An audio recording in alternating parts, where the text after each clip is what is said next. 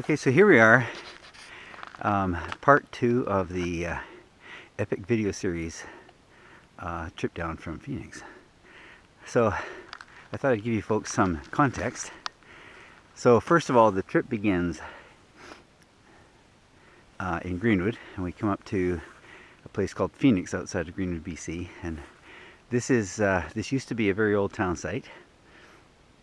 And they mined copper here for many years, from the turn of the century to the early 1900s. I think the mine finally shut down in the 1980s. You can see over here some of the mine workings here. It was a very, very, very large copper operation. But most specifically, the ride starts here at the cenotaph. Here.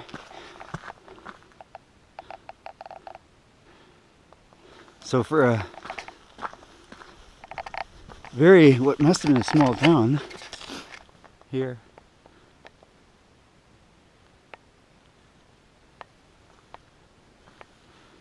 they lost quite a few.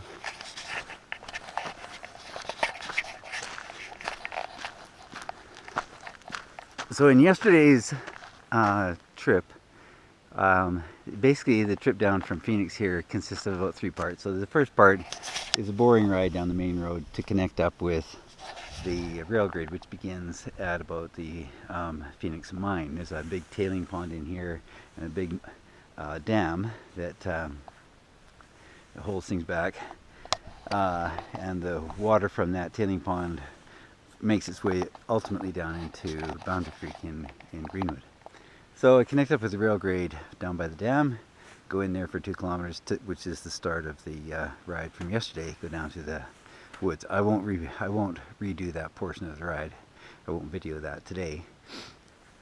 We'll pick it up from the bottom of that ride, and we start in at a place called Providence Main, and that's the second part of the ride, and it goes down to connect up outside of Greenwood with the main Phoenix Road. And the third part is from there, that goes down into Greenwood itself and comes out at the old school. I've not done the lower portion that often. I've never crashed on the upper portion, but the second and third portions, yeah, I've gone down there a few times and gone over the handlebars. So it could be a more exciting video today than we had even yesterday. So I'll call a halt to this one here, and we'll pick it up when I'm further down the trail. So this is the settling pond in behind the dam, and as you can see, it looks like it would be a heck of a swimming hole. That water is beautifully clear, and I think next summer I will make an effort to get in there and have a swim. Fall colors are coming in now. Looks pretty nice. Okay, so I promise this is the last of the information / context stops. This is the dam that holds back the settling ponds, and from here you get a good view too of the pit, the main workings up there. Also the trip up here to the cenotaph is about 9.3 kilometers of uphill, which means that the trip down is about 9.3 kilometers of beautiful downhill. So the next time we fire this up, we should be doing some actual downhill bike riding. Okay. Okay, so here we are at the start of the trail, the second part of the epic video series, trip down from Phoenix. So whereas the first part was a reasonably well-defined road, this part it's all about going through the forest in a barely defined trail. So this is true cross-country biking. I've gone through here and marked it out with surveyor tape, but other than that, that's about all there is to define a route down. Some parts of it we have to walk, other parts ride, some parts are steep, some parts are just pounding through bush. So we'll throw this back up on the helmet and start the ride. By the way, this is my trusty steed, and that is bear spray on the handlebar right here.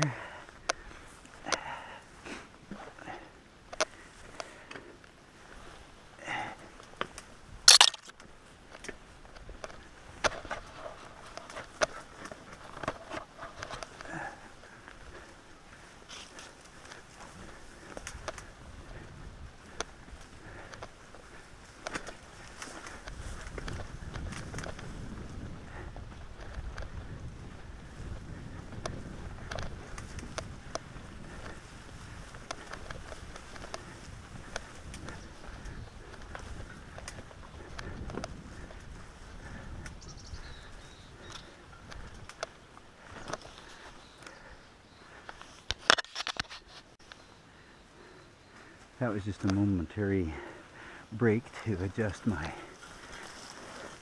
helmet and headband. So this little section here goes by a very neat little pond out here in the middle of nowhere. I put a game camera up here, got a few deer, and then a little bear came along and ate the game camera. And I've seen that little bear in here several times, and he's just a cute little guy, about a year and a half old, and he scoots along and gets out of my way. But we might have a chance to see him on our journey through here today. As you can see, if I wanted to turn this into a real trail, I'd have some work to do. And I may yet do that work, but for right now, I'm satisfied to just run through it as it is.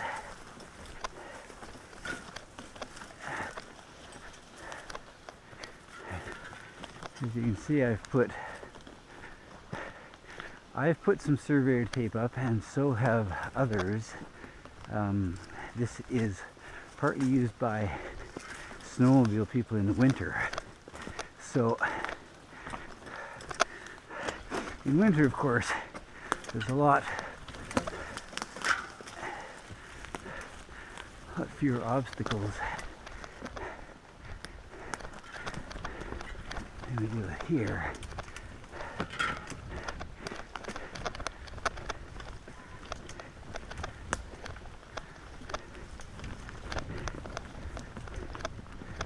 Oh, there's the ones down. Of course, trying to remember where all the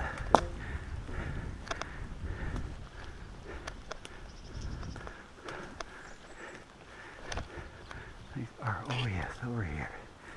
Sorry, some of those tags have come down, and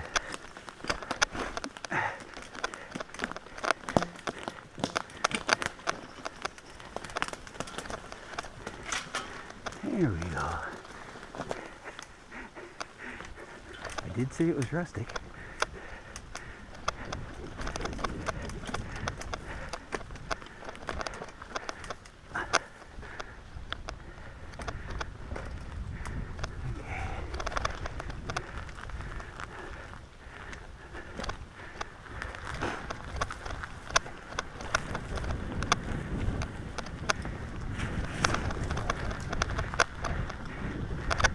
Small buildings in here.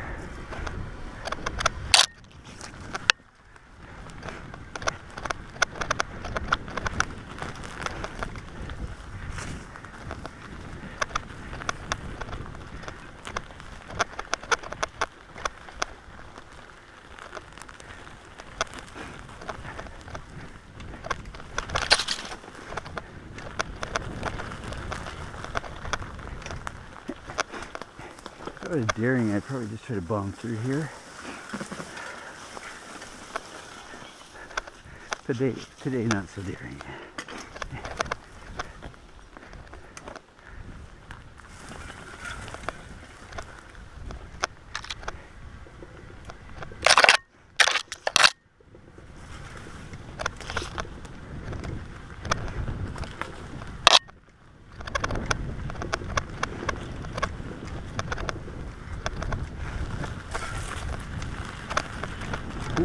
poop.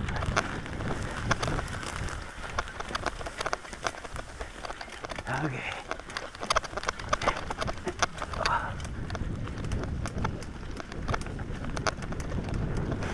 Somebody's in here in a quad, but we're not going where they're going.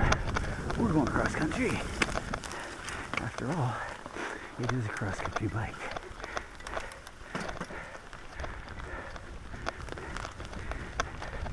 You might worry that there would be boulders or something here, but I've been through here a few times and I haven't run across any. So now we're back on an old road. Maybe even older than the other one we were on yesterday.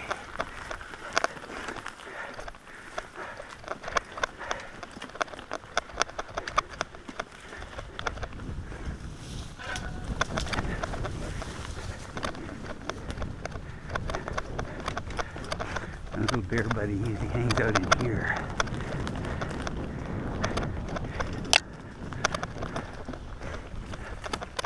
And there is a tree across this road that we'll probably have to get off for. And there's another one further down which I actually have to carry the bike over. That one's not an issue, but ooh, this guy is probably the better rider. I might just find a wheel with this one too, but come on, baby, up you go.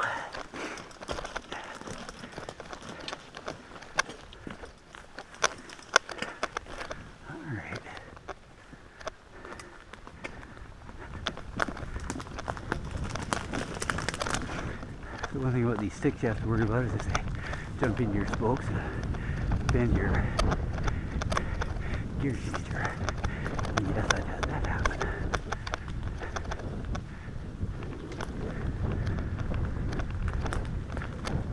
Okay. It's probably time for me to put the seat down because it starts to get a little aggressive in some parts here.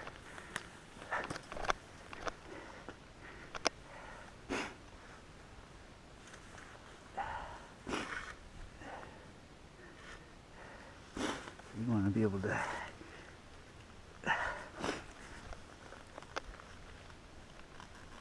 oh man, how tight did I have this?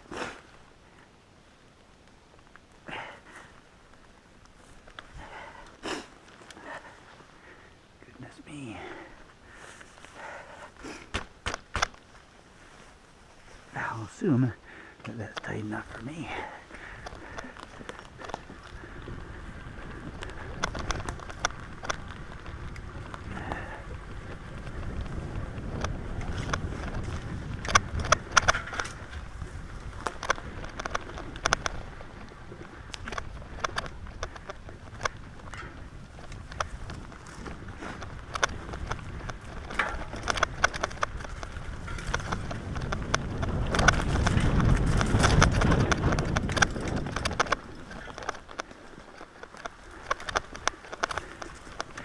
You see, there is sort of a path in here.